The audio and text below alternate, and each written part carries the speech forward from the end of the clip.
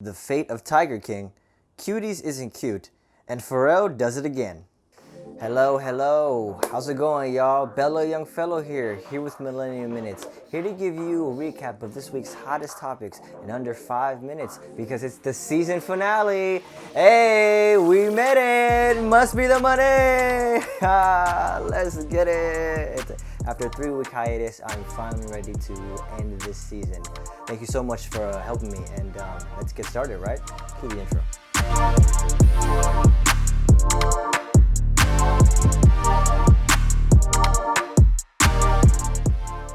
You guys remember that Tiger King guy that made it big off of that Netflix documentary?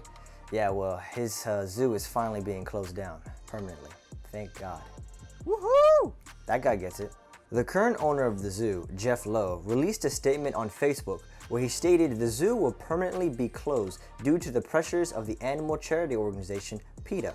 In case some of y'all may have forgotten, Joe Exotic, the real Tiger King, is currently serving a 22-year sentence in prison due to his connection to a murder for hire plot and animal abuse while all of this is going down. Jeff Lowe also stated that he willingly released his exhibitor's license to the United States Department of Agriculture.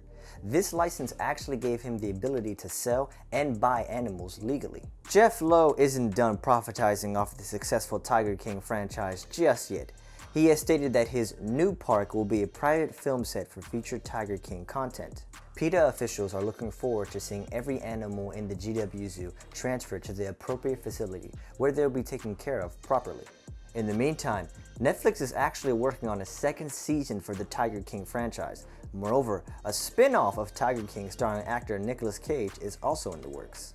Next up, the Netflix film Cuties was held under strict scrutiny after many of the streaming service's viewers signed a petition to have the film taken down. Cuties is a French film that tells the story of young girls rebelling against their parents and joining a free-spirited dance crew. This film sounds innocent in nature, but some criticize the film for sexualizing young girls and for breeding a new arena for pedophiles. The director of the film, and forgive me if I'm saying your name incorrectly, Mamune Dokore, has spoken out by correlating the film's foundation to her own childhood experiences.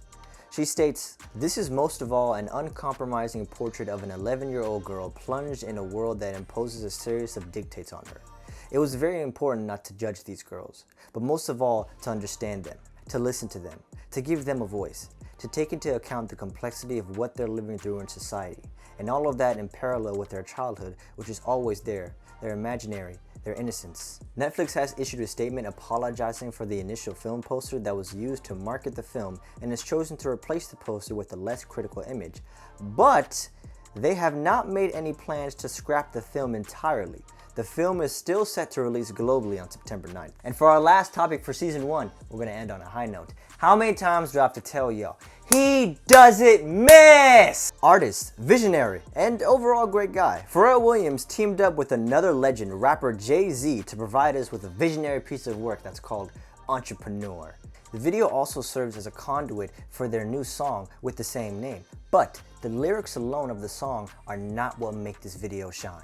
The entire video is a montage that showcases black entrepreneurs and their work in their communities, region, or even globally. Pharrell wrote an essay for Time magazine describing his collaboration with Jay-Z, as well as the video. Most notably, he explains his relationship with America as a whole and the dark history it possesses, and why it's important we correlate what happened then to now. Pharrell wrote, "When I see people tearing down the monuments to the secessionist traitors who wanted to start their own white supremacist nation, I see patriots acting in service of this country. It reminds me of the protesters who were inspired to tear down the statue of King George on July 9, 1776, after they heard Thomas Jefferson's letter telling his oppressors to kick rocks.